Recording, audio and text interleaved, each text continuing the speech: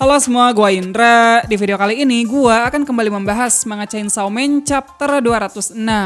Dan oke, gak perlu banyak basa-basi, langsung saja kita ke pembahasannya.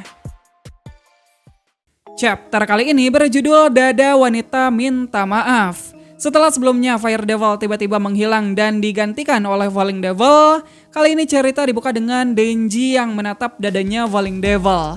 Ya, mau situasinya seberbahaya apapun, pikiran Denji selalu konsisten berada di jalur yang sesat. Nah, Yoru kemudian memberitahu Denji jika yang ada di hadapannya sekarang adalah Falling Devil, sosok iblis yang luar biasa kuat. Oleh karena itu, Denji disuruh untuk berhati-hati.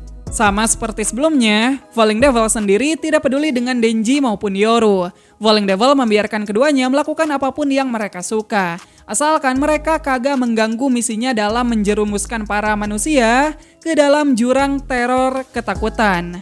Tak lama kemudian, Falling Devil mengaktifkan kembali kekuatannya. Gedung-gedung serta mobil yang ada di jalanan seketika berterbangan. Tentunya itu membuat para warga sipil yang ada di sekitar sana jadi panik dan ketakutan. Dari sana emosi Denji langsung tersulut. Tanpa pikir panjang, Denji maju dan mencoba menyerang Falling Devil. Sialnya keputusan tersebut malah membawa petaka bagi Denji. Karena setelahnya, Denji jatuh ke dalam genjutsunya Falling Devil. Di sini Denji kembali berubah ke wujud manusianya. Denji begitu kaget saat melihat kepala raksasa Falling Devil yang muncul di hadapannya. Falling Devil pun lantas berkata kalau Denji sama sekali tidak berubah sejak pertemuan terakhir. Falling Devil menegaskan kalau gergaji mesin Denji tidak akan bisa membuatnya merasa ketakutan. Oh ya, sedikit flashback. Dulu Denji pernah sekali melawan Falling Devil. Pertarungannya sendiri berjalan secara singkat dan sangat brutal. Yang mana walaupun Denji mampu mencabik-cabik Falling Devil 2 kali berturut-turut, namun pada akhirnya Falling Devil membuat Denji terpotong menjadi eskiko. Terlepas dari itu, kembali lagi ke cerita. Di sini mulut Falling Devil tiba-tiba mengeluarkan sosok manusia dari Fake Chainsaw Man. Fake Chainsaw Man berkata kalau Denji seharusnya tahu kesedihan dan juga rasa sakit karena kehilangan orang yang mereka cintai. Namun Denji malah mengambil seseorang yang berharga darinya. Di sini Fake Chainsaw Man terbakar serta terbelah menjadi 2. Yang mana adegan ini merefer pada kematiannya yang digergaji Denji menjadi 2. Dari sana kita sempat diperlihatkan sosok Denji kecil yang meminta maaf sambil ketakutan. Sebelum pada akhirnya kita dibawa lagi ke dunia nyata, di mana di sini Denji sudah terbang karena terpengaruh genjutsunya Falling Devil. Sementara itu, Yoru yang masih terjepit dalam reruntuhan, kesadarannya diambil alih oleh Asa. Asa kemudian mengambil ancang-ancang untuk melesatkan tembakan. Tentunya Yoru memperingatkan Asa untuk asal jangan menembak. Soalnya dengan situasi mereka sekarang, itu sama saja dengan bunuh diri. Namun ya, Asa tidak mendengarkan Yoru dan tetap melesatkan tembakan. Ledakan pun terjadi.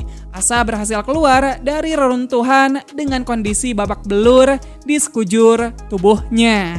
Namun meski demikian, tanpa memperdulikan kondisinya, Asa bergegas lari ke atas reruntuhan.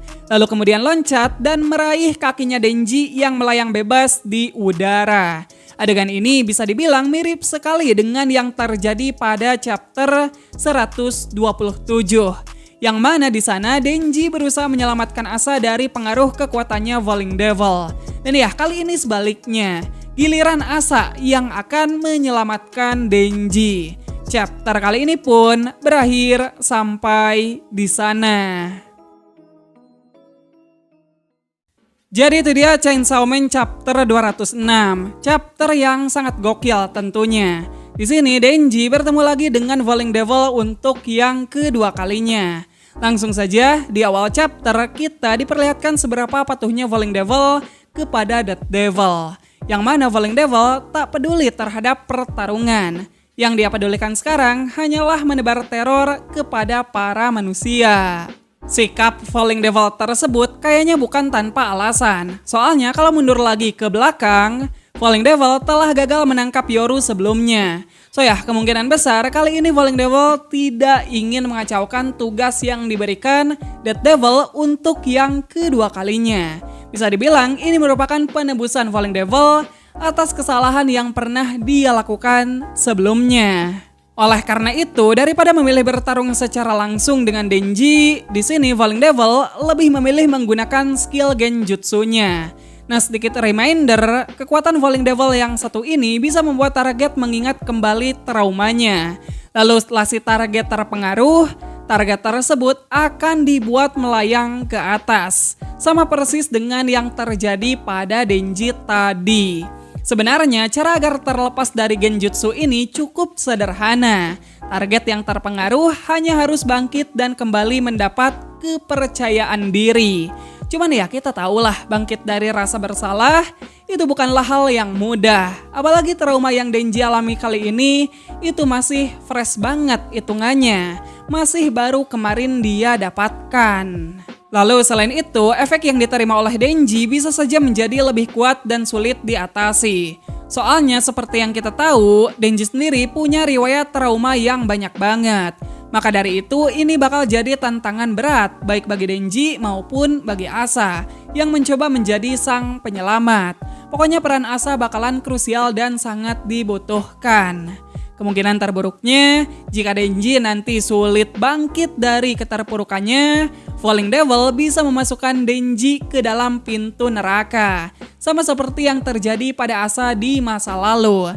Namun setelah melihat Asa yang sangat nekat di chapter kali ini, membuat gua yakin kalau Asa akan melakukan segala cara untuk menyelamatkan Denji. Ya udah, mungkin gitu aja pembahasan kita kali ini. Makasih buat kalian semua yang udah nontonin video ini sampai habis. Kalau kalian mau kirim pesan ataupun dukungan lebih, kalian bisa cek link Saweria yang ada di deskripsi. Jangan lupa tinggalkan kritik dan saran di bawah. Sekian gua Indra dan sampai jumpa di video yang selanjutnya. Bye bye.